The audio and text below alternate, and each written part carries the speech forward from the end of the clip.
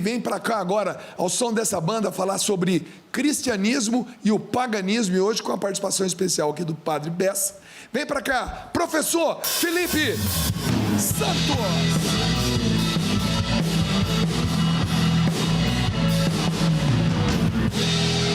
Felipe, hoje nós temos então o tema cristianismo e o paganismo. Olha Vamos só lá. Que interessante. Disserte para nós. Vamos pensar o seguinte: quando você falou, né, o Padre Bessa preparando ali, né, a homilia. Hoje, quando nós lemos a Bíblia, nós pensamos, imaginamos aquilo que Jesus foi realizando, foi fazendo. Nós tentamos imaginar como é que foi a cara das pessoas quando ele multiplicou os pães, a cara dos discípulos quando viu ele caminhando sobre as águas.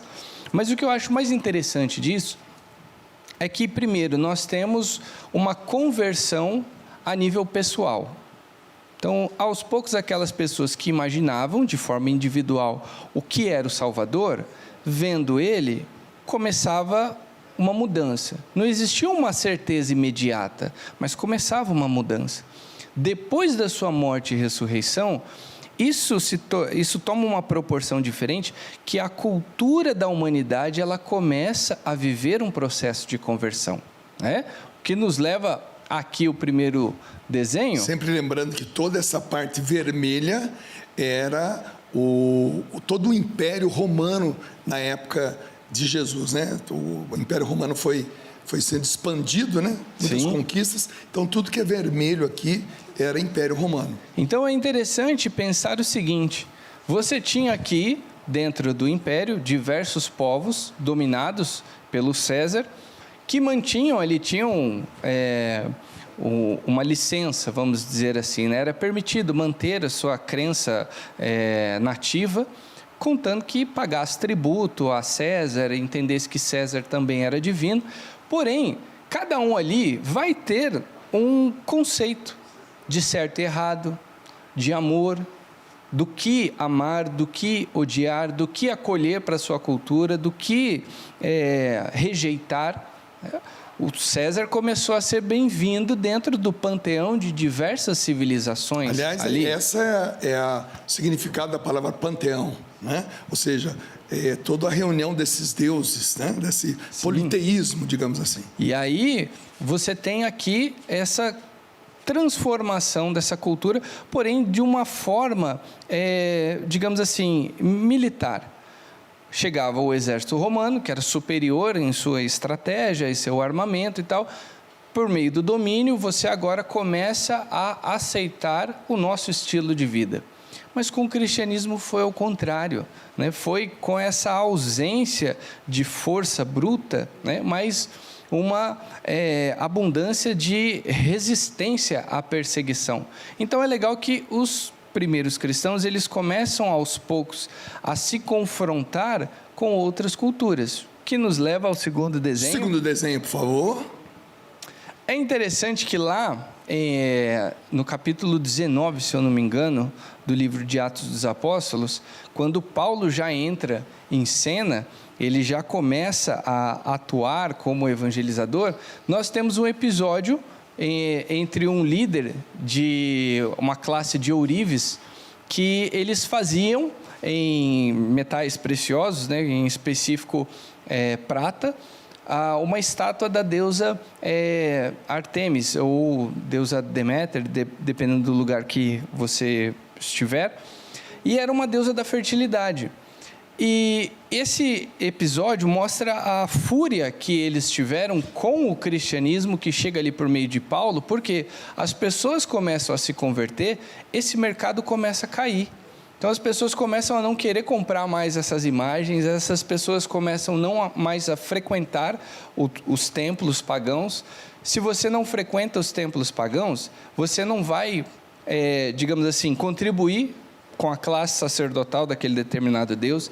Você não vai comprar mais animais específicos criados de forma separada para serem sacrificados nesses templos. Ou seja, estava mexendo na economia daquele povo. Estava mexendo na economia. Então, o cristianismo, quando ele se expande, ele levando esse novo conceito de salvação, ele levando esse novo conceito de certo e errado, do que aceitar, do que rejeitar, começa a incomodar o mundo pagão. Então é legal que esse episódio mostra uma confusão que é feita ali, e eles querem acabar com Paulo. Então é um dos exemplos. Isso nós temos também quando Paulo, ele muitas vezes vai ter que se explicar a alguns judeus. Pedro, quando vai discursar,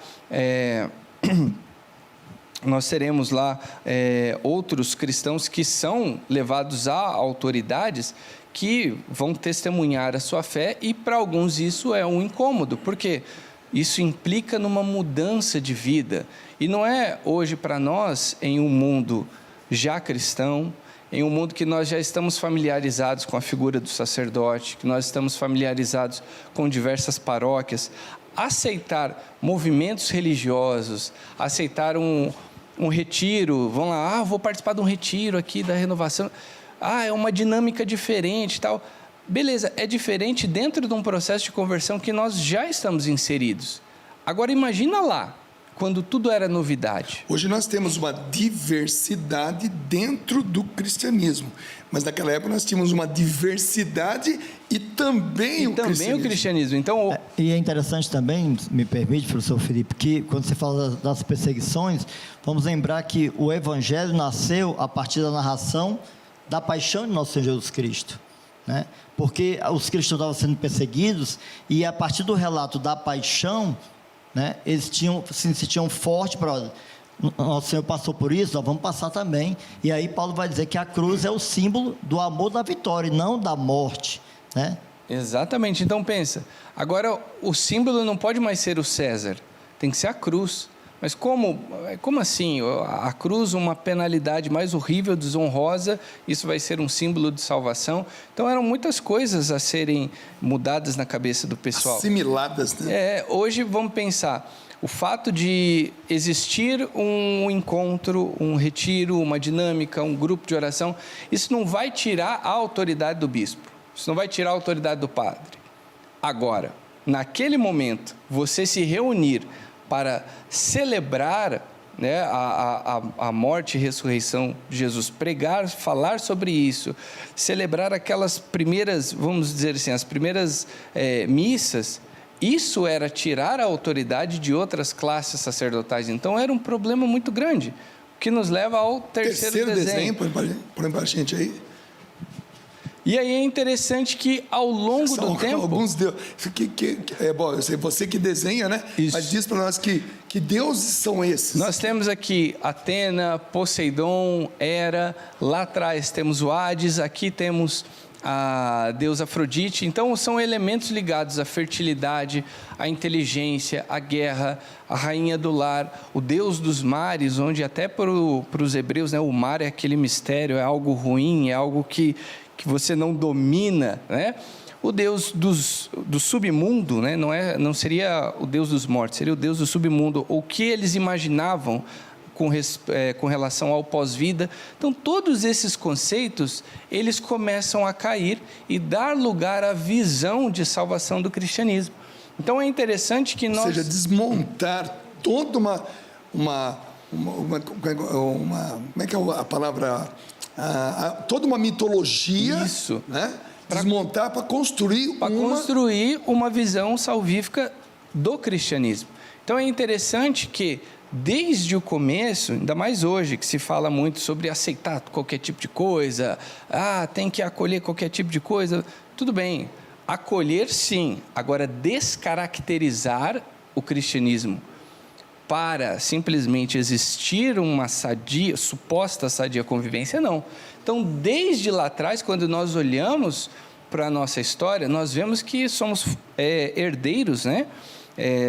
Lá no início da nossa linhagem, tínhamos verdadeiros combatentes na fé, que amavam, né, a proposta do Evangelho, que queriam de qualquer forma chegar até o céu e sabiam que para chegar ao céu, toda essa mitologia deveria ser descartada. Então, é o que nos mostra hoje. Nós acolhemos... Ninguém pode imaginar o que seria do cristianismo sem a figura de Paulo?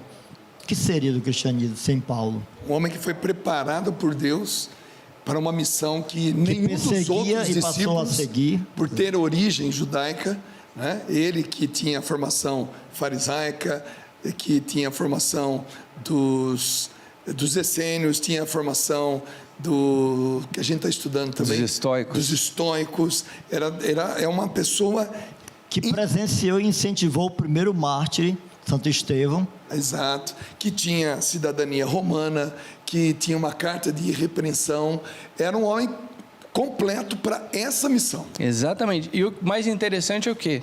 Ele era formado tanto para levar, ele poderia fazer essas duas tarefas. Ele poderia tanto levar o cristianismo para, de fato, enfrentar, combater o paganismo, como ele também poderia saber dialogar para que o cristianismo convivesse em paz e se misturasse com qualquer outra filosofia de vida ali. Então nós vemos que com toda a formação que esses cristãos tiveram, esses apóstolos tiveram, era impossível aceitar qualquer coisa, era impossível colocar o mestre como qualquer outro filósofo da época. Então, e professor, outra coisa também, o desafio dele, que de um lado tinha as pessoas que acreditavam no Messias, na vida do Messias, mas uma imagem equivocada do Messias, que não passava pela cruz, do outro lado que não acreditava em nada. Exatamente. Então é legal como que a igreja ela vai vivendo esse processo e ela vai convertendo a cultura da humanidade. E é o que nos deixa, digamos assim, com essa missão hoje na mão.